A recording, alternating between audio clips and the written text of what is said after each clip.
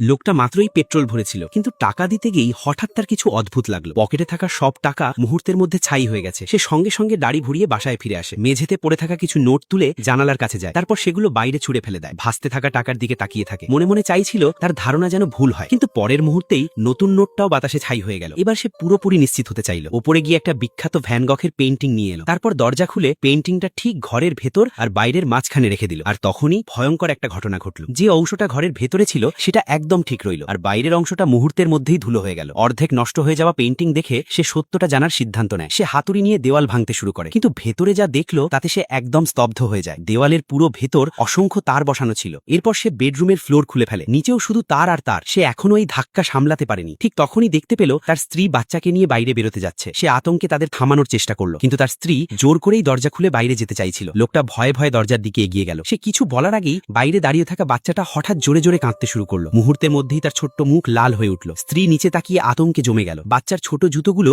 দ্রুত গলে মাটির মতো ভেঙে পড়ছিল। সে চিৎকার করে স্বামীর নাম ডাকতে লাগলো। সেই ভয়ঙ্কর চিৎকার শুনে লোকটা আর নিজেকে আটকাতে পারল না। সে পুরো গতিতে বাইরে দৌড়ে গেল। বাচ্চাকে কোলে তুলে দ্রুত আবার ঘরের ভেতরে ফিরে এলো। ভেতরে ঢুকতেই গলে যাওয়া জুতোগুলো এক ঝটকায় ছাই হয়ে গেল। কিন্তু পরের মুহূর্তটা ছিল আরো ভয়ঙ্কর, কারণ যে বাচ্চাটা কিছুক্ষণ আগেও তার কোলে ছিল সে মাত্র 1 মিনিটের মধ্যেই 7-8 বছরের শিশুর মতো বড় হয়ে গেছে।